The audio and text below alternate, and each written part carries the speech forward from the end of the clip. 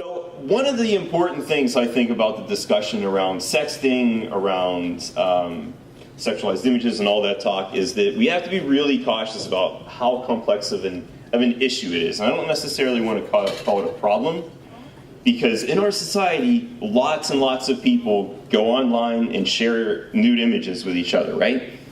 Happens literally all the time. But one of the important things not to do is to say, you know, I don't want to blame the victim, but. And then as soon as you hear that but, you then hear a bunch of prescriptions about things that they should have done not to be victimized. And I think that's a really problematic way to think about it, right? This is the same thing we hear around drug-facilitated sexual assault. So we always hear about like, oh, let's give tips to girls about how to like cover their drinks and be safe at bars and things like that, rather than saying, why don't we not have a rape culture in which we have to cover our drinks and guard ourselves against sexual assault in such scenarios? So all I'm saying is, if you hear that, I don't want to say it's their fault, but like, don't do the next part of that. Like, sure, I agree. Give sensible solutions, talk with your kids, and also, amazing that you're talking with your kids, because I don't know about you, but when I was growing up, this whole communication thing with my parents was like non-existent. And if it came to sex, oh my God, like, I got one sex talk. It was from my dad. He was drunk, and he walked in and said, you know to use a condom, boy, right? And I was like, yeah. I didn't, by the way. We had terrible sex education. I definitely would have put that thing on wrong if I knew where to get one, which I didn't. Like, all the problems, okay? So anyway, complex problems require a little bit more thinking about these things. And then, but also, let's don't catastrophize it either. Deal with it as what it is, and I italicize the problem thing because sometimes it can be a problem, but also, you know, understanding that texting and communicating online is more often than not, in this day and age, the way your young people are going to meet their long-term partners. Imagine that. In like technology, I was there when the internet wasn't there, and so were many of you, right? So to think that now we've changed the way that we meet and connect to such a degree that we're probably going to use that form rather than any others is completely shifting the landscape. Is everyone doing it? That's one of those things. So if we go back to the middle school time, whenever I was teaching middle school, there was always, you know, everybody's out there. You know, you'd hear the kids mostly talking about oral sex and like the different things that people were doing, and they were like, everybody's doing it. You hear them. We sit in the front of the classroom, but our ears are on. You hear the kids chattering when they're doing their work. But the reality of it is, we know that most of the kids that were at the middle school age level weren't engaging in that. A few were. The average age of first sexual intercourse with penetrative sex, if you categorize it that way, is still around 17, a little bit under. We've kept that the same for about 40 years. So everybody always guesses that it's like dropped drastically. Our kids are still kids going through a lot of the same processes, worries, fears, and struggles that we went through. Anyway, the reason I bring, I had to throw a graph into, right? I'm a professor, it's what I do. Stupid, I don't know. We get pigeonholed. But, you know, we see this increase from 2013 even to 15, like more people, young adults have nearly tripled.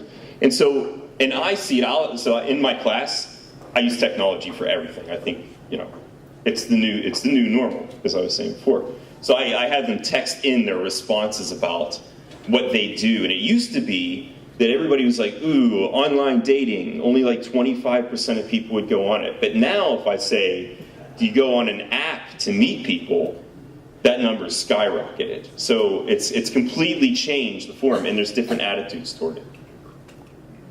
And so now we know that 80% of people are thinking online dating is a good way to meet people, right?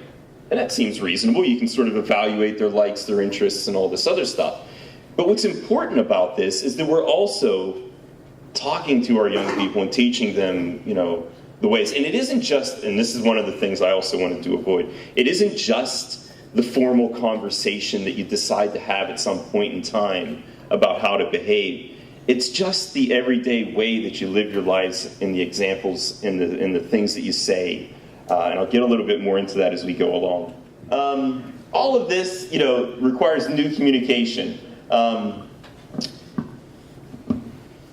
Some of the benefits of discussing things online, issues like consent. So in a lot of apps, people are more comfortable talking about what they will do sexually before it happens if they do it that like texting rather than in person. Like if you think back to the first time that you had any type of sexual engagement with somebody else, were you really prepared to sit down and go, okay, these are my limits today. This is how I feel about things. These are my wants and my desires. No, you know what I mean? It was like scary. You're like reaching around for parts that you're not sure what they do and how they do them. I was like, yeah, anyway. So there are some aspects. In consent culture is one of those things. Like, so what I talk about, and I do most of my research around gay hookup apps. I'm a gay man, and I tell all my students that. I go through my whole coming out story. Anyway, this was last night. I literally had my sexual orientation class last night. And so I sit there and I'm like, okay, I'm the guest speaker tonight. And then I tell them all the details of my life. And one of the positive aspects that you mentioned there was being able to see peers that aren't accessible to you when you fall outside of the heterosexual norm. That's a really important thing. So a lot of what I talked about last night was when I was growing up, I couldn't come out because I didn't know what it looked like for somebody to live a normal, happy life and being an out, gay, lesbian, like any of the categories individual. Like that space was completely inaccessible to me because the internet didn't exist. I grew up in Pittsburgh, like there was a lot of people around, but it was such like a homophobic culture that I couldn't even see it. And that's what I talk about now. One of the benefits is your young people can see it. Like they can see people being successful, being happy, and living out their lives without those fears that, well, they're still going to have fears, but they're going to be mitigated to a certain extent. Anyway, so that space is important for those. So those are some of the beneficial aspects of it. Yeah. Oh, the consent thing, right? So discussing first, and I'm not saying that it's once and for all if you say you're going to do something whenever you're texting or you're on an app, but at least it opens the door for consent around what happens, right? So a lot of times, I go on gay hookup apps. We were there first, and then the heterosexuals followed with Tinder and all the rest of it. We always do this stuff first. And the reason we do it first is because every other space is default heterosexual space, right? Like all the bars that you go into, if it's not a gay bar, then it's automatically a heterosexual bar. If you didn't know that, that's the case. What was I saying? Consent. Sorry, I get off on the tangents. This is what I do. And so anyway, when we're on these apps, we often talk, and it's sexting, about the things that we're going to do. And so you often have outlined a lot of the things that are acceptable and off limits. And that's not to say that you can't change consent later, because consent should be ongoing, but at least it sets some parameters. And so that's one of the benefits of the online technology stuff. Masculinity, I study this stuff. I think it's a really important thing, not just in like the conversations we have around sex, but in our day-to-day lives. You know, how do we talk about women? And the reason I say women is because we know the vast majority of sexual assaults and cyberbullying around this stuff is related to women. That's not to say that guys don't experience it, and guys do experience just the same amount of insecurities, fears of being rejected, all the stuff that was mentioned before. But you know, I mean, I think back to the things that like my dad used to say about women and how like sex was something to be conquered and to get, and like, and the numbers around the, you know, that's one of those masculine code kind of things, like how many women can you get to sleep with, or girls, versus the other side of it, girls are expected to keep their number low, like this double standard.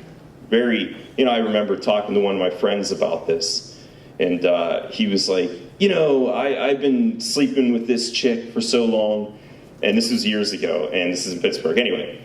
And he's like, and I was like, so is it a long-term thing? He's like, I don't know, she slept around a lot, I'm not sure if I want her to be the mother of my children. Masculine, and I was like, oh. It's like, are you kidding me? I was like, Johnny, you slept with a bunch of people. Are you therefore not qualified to be the father of your children? And he was like, oh, right? Takes that moment of just saying, like, equal this logic out a little bit. And then he was like, yeah, I guess you're right. How do we talk about women? You know, I gave a talk I'm almost out of time. I gotta be getting close. But I gave a talk last year in the military about gender relations, consent, because they had this whole Operation Honor thing. And I've given a few talks in the military. It's always an interesting space. Anyway, and I showed this video. I don't know if anybody's seen it. If you get the chance, look it up. It's pretty popular on YouTube. It's Throw Like a Girl. And they ask kids what it means to throw like a girl. And initially, they were very stereotypical in their behavior, and then they recaptured it and said, wait a minute, being a girl can also mean strength, it can also mean all of these other things. And, you know, it wasn't until I showed that video that I sort of won the base commander over, because he was like, wait, I have 2 girls, and I'm not sure that I would want them on the ship that I am on. And I kind of wasn't buying into this Operation Honor thing and why we needed it. And I was like, yeah. Because these spaces, which are meant for you and have a lot of privilege with them, aren't safe for everybody. Yeah, so just in your everyday life, just think about how you talk about women, young girls, and so on. And not to say that any of you do this. I know I'm preaching to the choir here. But if other people are doing it, it's the day-to-day. Kids pick up on everything, whether they say it or not. You know, and I never had those conversations. I wonder how I didn't end up in some of those crazy headspaces. But like, what are the things you're saying? Maybe we should recapture that and say to be a man is also to protect and also to strengthen and also to support and to make an equally beneficial relationship, right? So to sort of change that toxic form of masculinity and try to reshape it in our culture to say, you know, maybe you don't want to share those images because that's your responsibility, right? That you should not only, you know, it shouldn't be a bro code with you share among your bros. Maybe you should invest also in women's feelings and capturing some of that empathy. Breakups, right? A lot of the non-consensual sharing of images happen during breakups. And we're like, oh, maybe they're just getting back at them. But my experience with young men and boys is they are equally, and if not more, I mean, I don't want to characterize, like, pit one thing against the other, but they go through some serious emotional turmoil during breakups. And they don't know how to deal with it because young men are taught, we don't have emotions, we hide that, men don't. I mean, I remember being 7 years old and I was crying over some shit and my dad was like, boys, men don't cry, put that out, I'll give you something to cry about. I think back to that and I'm like, that's the dumbest thing I've ever heard in my life. Well, maybe not, but it's up there. Teaching empathy, teaching expressions of emotion, then maybe whenever those hard times come and breakups or when our friends are rejecting us, maybe we will have the ability to talk about it versus just pushing it down and then it comes out in all the other ways, right?